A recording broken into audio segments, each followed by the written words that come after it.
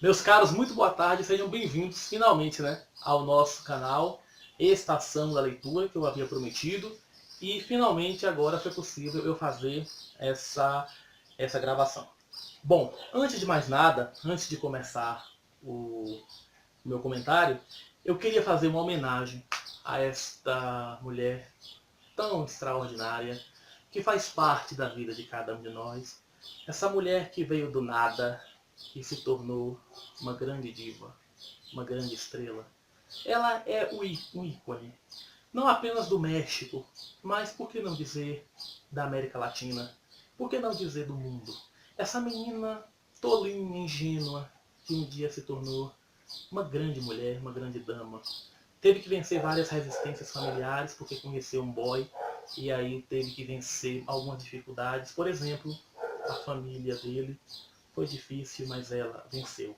Então toda a nossa reverência a essa mulher tão especial, a maravilhosa e inesquecível, com muita honra. Y a mucha honra, María la del barrio soy, la que descuida que dorre sola y va a cambiar su suerte, de su barrio querido se fue a poder comer. Y a mucha honra, María la del barrio soy. Então, já feita essa devida homenagem, vamos aos informes do canal. Bom, quem ganhou o livro que a gente sorteou no Facebook foi Lani Donato, de Guanambi. Guanambi, para quem não sabe, é um município que se localiza no estado da Bahia, tá certo? E é também conhecida como a terra de Leocádia. Leocádia, para quem não sabe, coitada, foi uma mulher muito sofrida. Eu não queria estar na pele dela. E ela, eu posso garantir a vocês, que sofreu e penou muito mais do que a própria Maria do Bairro, sem dúvida nenhuma. Lani, o seu livro é uma obra-prima. É este que está aparecendo aqui, que se chama O Maníaco do Olho Verde, do nosso queridíssimo Dalton Trevisan. Esse livro de contos é de 2008 e eu aqui fico na expectativa de que vocês jamais encontrem um desses pelo seu caminho, tá certo? Como será um maníaco do olho verde? Será que ele é bonito? Será que ele é feio? Leia e depois você me fala. O prazo para você receber o seu livro é... ele está sendo postado hoje. Você vai receber aí aproximadamente dentro de, sei lá, 8 ou 9 meses úteis, tá certo? Brincadeira. Você vai receber o livro dentro de 8 ou 9 dias úteis, contando a partir de amanhã, quinta-feira. Parabéns para você que mandou a sua pergunta. Você me perguntou sobre literatura infantil e esse comentário fica para um próximo vídeo. Ok? Lani Donato, parabéns e desfrute do seu Dalton Trevisan que você merece. Neste primeiro vídeo, eu gostaria de falar sobre dois gêneros que às vezes algumas pessoas me perguntam se eu tenho predileção por um ou por outro, que são o conto e a crônica. Eu não tenho nada contra, gosto dos dois, inclusive agora estou lendo exatamente um livro de contos, que é o do Gabriel Garcia Marques, Cândida Herêndira, que sofreu também um bocado. E um livro do Otto Lara Rezende, está aqui, que se vou falar dele lá na frente, Bom Dia para Nascer. Tá pegando aí? Desse grande escritor mineiro chamado Otto Lara, que já faleceu. Bom, primeiro eu preciso estabelecer com vocês a diferença entre a crônica e o conto. A crônica é um texto mais ligeiro, é um texto mais rápido. O Rui Castro, que é um cronista, definiu a crônica como sendo uma conversa uma conversa fiada com o leitor. Porque a crônica é basicamente um texto jornalístico, né? E tem aquele texto curto, normalmente ele não tem muitas nuances, ele não tem muitas complexidades como o conto. E, segundo o Rui, o conto é como se fosse assim um bate-papo informal, conversa de boteco. Agora, é fácil fazer? Não, não é fácil. Eu acho que o conto é tão difícil quanto, mas não é fácil você fazer uma boa crônica. O que faz uma crônica ser boa? Na minha opinião, para uma crônica ser boa, o cronista tem que ter a capacidade de fazer o banal ficar interessante. Se ele consegue pegar uma história do cotidiano, uma história banal, e fazer dela um bom texto, ele conseguiu escrever uma boa crônica. Vamos dar um exemplo. Vamos supor que um homem que mora sozinho tenha que dispensar sua empregada. Ele deu férias à empregada e ele está totalmente perdido dentro da própria casa. E aí ele chega à conclusão de que ele não pode viver mais sem aquela mulher. Uma história dessa, dita por qualquer pessoa, de repente não teria um grande impacto, não agradaria tanto. Mas se Fernando Sabino disser isso, vai ficar com certeza um bom texto. E quer saber de uma coisa? Ele disse, essa história, essa crônica, se chama A Falta que Ela Me Faz, que inclusive dá título a um de seus livros. Leiam e depois vocês me digam se é bom ou não. Tenho certeza que vocês vão gostar. Porque Fernando Sabino, semelhantemente ao Rubem Braga e semelhantemente ao Otto, é um mestre na arte de fazer o prosaico ficar interessante e agradar. O Otto Lara Rezende, que eu estou lendo agora, tem uma característica na crônica que me chamou bastante a atenção. É porque ele vai falar ou de uma pessoa, ou ele vai falar de um político assim que ele conheceu, ele conheceu quase todo mundo. Ele vai falar de alguma coisa e ele não diz de cara do que se trata. Então ele tem uma arma, qual é? Ele segura o leitor, de maneira que ele vai descrevendo a situação e descrevendo a pessoa, um amigo dele que morreu, seja lá quem for, e apenas no fim ele diz quem é. Pode ser no último parágrafo, ou pode ser até na última linha. Então isso é uma técnica bem usada. Eu acho que funciona, porque você fica na expectativa de saber de quem é que ele está falando. Ele fez isso numa crônica sobre um gato dele que saiu de casa. Ou seja, você inicialmente não sabe que se trata de um gato. Só no fim é que você fica sabendo.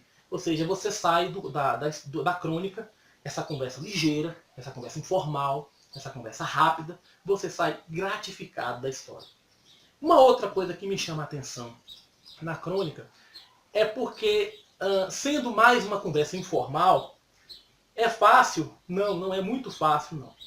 É informal, mas é um informal que é difícil, que dá muito trabalho.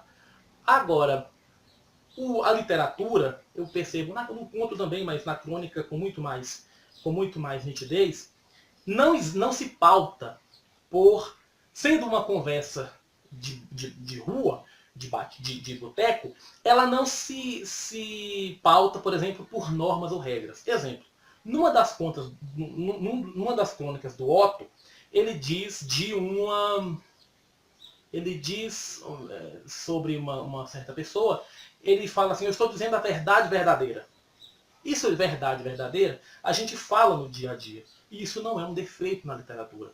Mas pela gramática é. Porque se você faz, por exemplo, uma redação e você coloca lá verdade verdadeira, o corretor pode tirar um pontinho seu, porque, segundo a norma gramatical, verdade verdadeira seria uma redundância. Né? Mas na literatura não. Esse tipo de recurso não faz da obra pobre, muito pelo contrário, você se sente íntimo da pessoa que escreveu. Então, de maneira que a crônica é um gênero, na minha opinião, que deve ser muito apreciado, e acho fundamental conhecer os clássicos, porque nós temos excelentes cronistas que precisam ser mais lidos. E o conto? O conto já é um texto que tem mais nuances, que tem mais complexos, que tem mais conflitos, que tem fluxo de consciência, presente se mesclando com o passado e tal. Então, tudo isso você vai encontrar no conto. Você tem que ter mais atenção, porque é um texto, na minha opinião, mais desafiador. Uma rara unanimidade hoje, por exemplo, é um escritor de contos paranaense chamado Dalton Trevisan. É um caso raro de um autor que consegue ser unânime tanto entre os seus leitores quanto a crítica. E é um autor que vem se reinventando sempre, inclusive algumas pessoas chegam a dizer que Dalton é o mestre da repetição. Você pode ver que na obra dele sempre tem os estereótipos, né? Aquelas figuras arquetípicas. Todo marido se chama João, toda mulher se chama Maria, os locais são os mesmos, Curitiba sempre, ele nunca saiu de lá. Então, ele sempre trabalha muitas vezes até o mesmo conto. Mas mesmo se repetindo, cada vez que ele se repete, ele é mais original. Não fica aquela coisa batida, porque um texto dele, mesmo que os personagens sejam iguais, as situações nunca são. E sem contar que ele faz muitas modificações em textos já publicados. Então cada conto que você lê do Dalton é um conto diferente. E é um escritor extremamente admirado, está vivo, está com 90 anos, está produzindo ainda, que serve como exemplo aqui de um modelo de como se faz um conto atingir a excelência. Os recursos de Dalton são bastante conhecidos.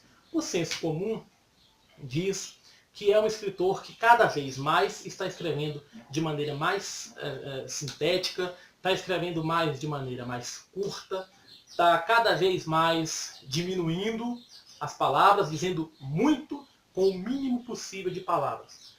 Isso é muito bom. Eu realmente concordo com essa definição. Por exemplo, ele tem um livro chamado Arara Bêbada. Neste livro, nenhum conto ultrapassa uma página. De maneira que eu concordo que o Dalton escreve cada vez menos. Mas isso não é necessariamente uma regra. É uma constante, mas não é uma regra. Por exemplo, ele tem um conto de 1979, que está aqui comigo, Virgem Louca, Loucos Beijos, este aqui. Ok? Pegou aí? Esse livro, esse conto, é uma releitura de uma parábola bíblica. Agora eu faço uma pergunta a vocês. Quantas páginas vocês acham que tem este conto? Chutem aí. Eu vou dar... Quer um tempo para pensar? Coloca o reloginho aí para vocês pensarem. Pensaram já? Quantas páginas teria um conto de um escritor que dizem que escreve cada vez menos e que é cada vez mais conciso, cada vez mais sintético? Virgem Louca, Loucos Beijos, quem acertou, quem falou 50, acertou. Tem exatamente 50 páginas este conto. Está quase próximo de uma novela ou talvez de um romance. Então, assim, a literatura é muito mais ampla do que determinados clichês, determinados conceitos. Ela vai além. É um escritor conciso, mas não necessariamente sempre, certo? Um exemplo de conto, de contista que a gente pode destacar é, em termos de excelência e de qualidade literária indiscutível, esse escritor que ganhou o prêmio Camões é, sem dúvida, uma referência porque a sua obra é de alta qualidade. Agora, voltando à proposta do canal, eu não poderia citar outro que não o Dalton. Voltando à ideia inicial do canal, por que eu pretendi fazer esse canal?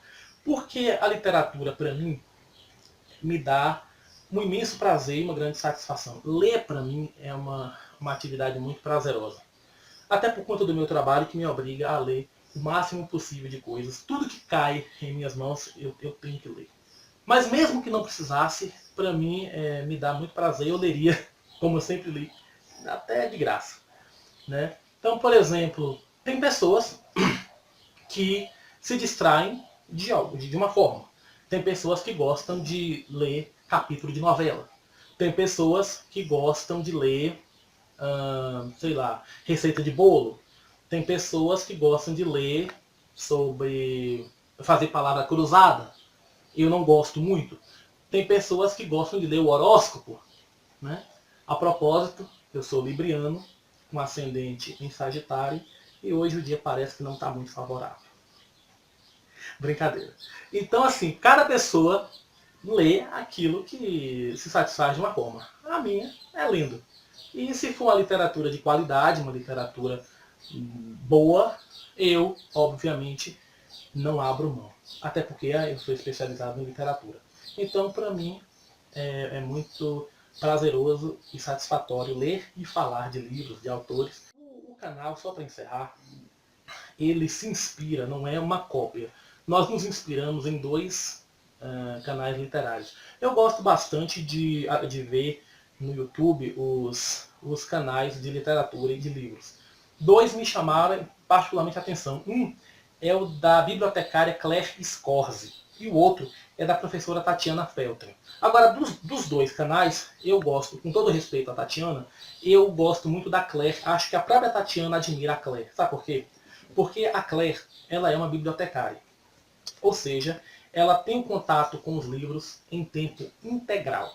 Full time. 24 horas, praticamente, por dia ela está lendo. Se ela está em casa à noite, ela chega, ela vai ler. Se ela vai deitar, ela está lendo. Se ela vai para o trabalho, vamos imaginar que ela vai de ônibus, ela está lendo. Quando ela chega no trabalho dela, ela está lendo.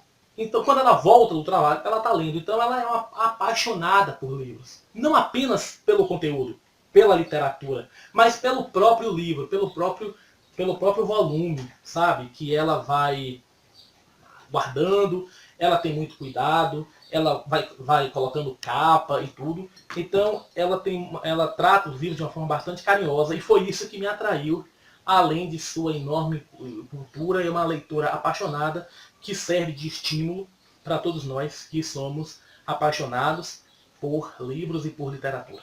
Essa é a proposta do canal, falar de livros de uma maneira informal. Sejam bem-vindos, acompanhem sempre que possível o nosso canal e fiquem atentos porque eventualmente a gente vai estar fazendo sorteios de brindes, claro, como não poderia deixar de ser, de livros, tá certo? Foi um prazer, até o nosso próximo encontro aqui, Theo Júnior. Tchau!